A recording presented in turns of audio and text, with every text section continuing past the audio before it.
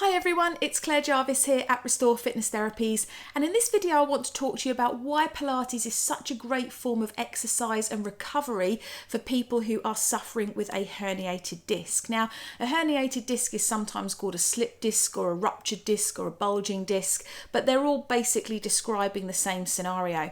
And what's happened with a herniated disc is that your spine is obviously made up of lots of little bones, which we call the vertebra, and in between those bones you have a little pad, a little disc of what we call cartilage, which is basically like a shock absorber so that your spine can move without the bones jarring against each other. Now, those discs have a nice, obviously firm surround, but in the centre they're filled with this sort of jelly-like sort of substance here. And now what happens when your disc herniates or ruptures is that that disc itself can start to either slip slightly out of place or what happens is that the jelly-like substance in the middle actually starts to leak out of that disc.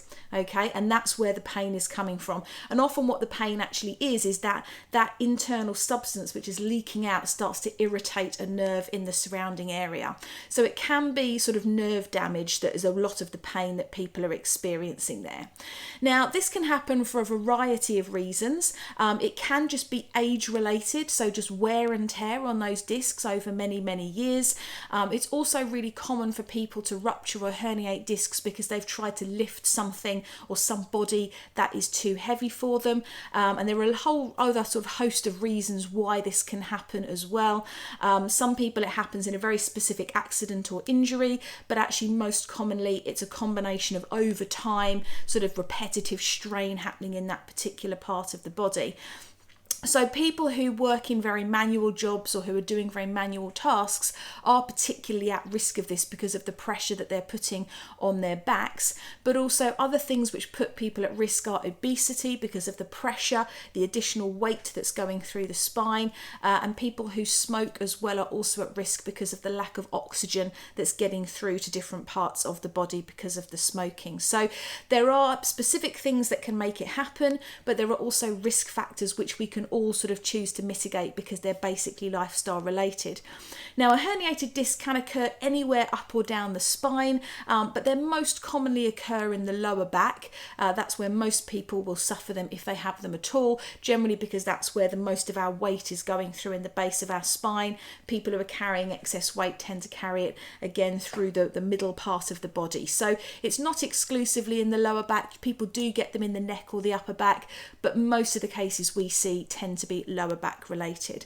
So what can we actually do about this? Well, there are very few cases where people with herniated discs actually require surgery. That really is the very sort of thick end of the wedge there. It's pretty uncommon to need that kind of intervention.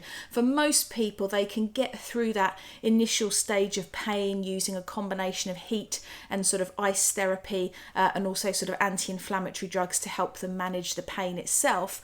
But to actually get you on the road to recovery and to prevent it from happening again, what needs to happen is a combination of gentle stretching and exercise. And often people think, oh no, because the idea of exercising when they're in pain is not appealing. Now, we're not talking about going off and running and high impact sports, but we are talking about very gentle stretching and very gentle movement. What we want to do is make sure that the vertebra, not only in your spine, but the rest of your body don't start to seize up. We want to make sure that we are strengthening the core muscles. Again, as we've discussed in previous videos, a strong core means your spine is well supported. You're going to be able to move more easily without putting stress and strain on your joints there.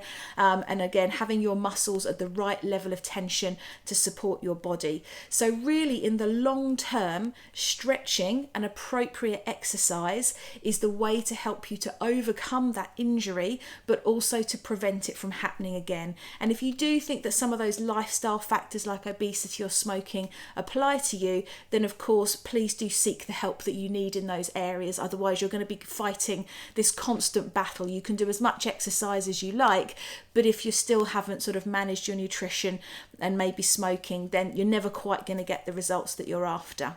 But this is why Pilates is such a great place for people with herniated discs to start from, because that's absolutely our bread and butter, is helping people to move nice and gently with controlled movement. So it's really, really safe form of exercise for people who have herniated discs and are struggling with pain.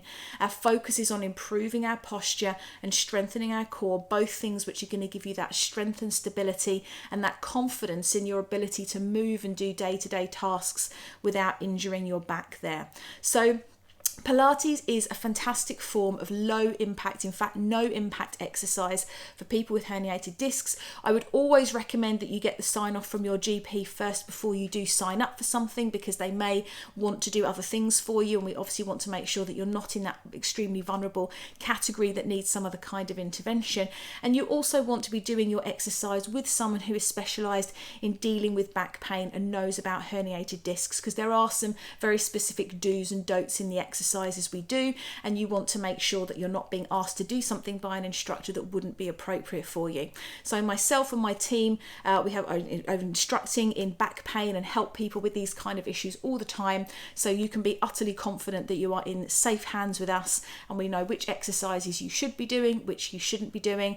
We offer one-to-one sessions as well as group work as well. So I would say that if you are struggling with this, if you've had the go ahead to maybe start kind of doing some sort of form of exercise and your GP thinks that's the right way forward for you, then please do feel free to get in touch. We're always happy to have a conversation with people about their specific circumstances, find out what it is they need, and then to help you find the most appropriate way forward. We always offer a free trial as well, so you can come along and give our services a go for free, and then decide if you think it's the right thing for you. So I hope that's been a helpful video today, and I hope that we'll be meeting you very soon.